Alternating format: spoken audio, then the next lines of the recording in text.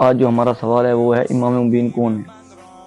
کہ حضرت عمار یاسر ایک جنگ میں حضرت علی علیہ السلام کے ساتھ تھے، اور وہ انہیں ایک غار میں جانا پڑا، حضرت امام علی علیہ السلام اور حضرت عمار یاسر کو۔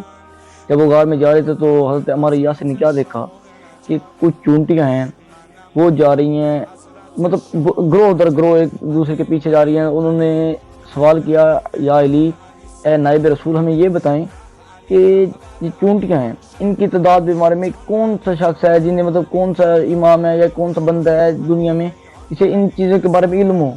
حضرت امام علی علیہ السلام نے فرمایا، اے عمار یاسر، صرف ان چونٹیوں کی تعداد کے بارے میں نہیں پتا، اور ان کے جو ان میں سے کون نر ہیں کون مادہ ہیں اس کا بھی پتہ ہے۔ تو نے کبھی قرآن کی آیت نہیں پڑھی، سورۃ یاسین کی آیت نمبر 12؟ اللہ تعالیٰ کیا فرماتا ہے؟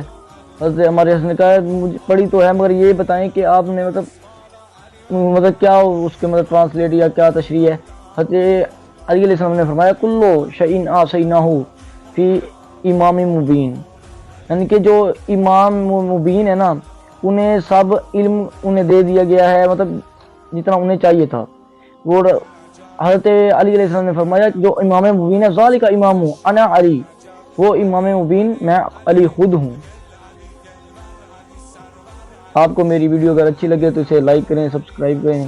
بہت بہت شکریہ، اللہ آپ بہت بہت شکریہ۔ ہمیں ایران کے حوالے سے بہت ہی افسوس ہے اور بہت ہی ہم غمگین ہے کہ جو یہ نازک مرحلہ چل رہا ہے، اس میں ہمیں صبر کا پھول لینا چاہیے۔ صبر کا دامن اگر ہم نے تھام لیا نا اس موقع پر، اور یہ ہمارے لیے دنیا میں نہیں آخرت میں بھی بہت ہی آسانی ہوگی۔ اور یہ ہمیں ہمارے ملک والوں کو، پاکستان کو چاہیے کہ ہم ایران کی مدد کریں اس طرح، تاکہ ہماری جو شیعت ہے، ہمارے مسلمان ہیں، ان کا جو گروہ در گروہ ایک دوسرے کے ساتھ چلتے رہیں، اور یہ ہمارے لیے بہت ہی فائدہ اور بہت ہی مفید ہے، اور ہمیں انشاءاللہ ہم ایران کے ساتھ کھڑے ہیں اور کھڑے رہیں گے۔ لعنت اللہ علی القوم الظالمین۔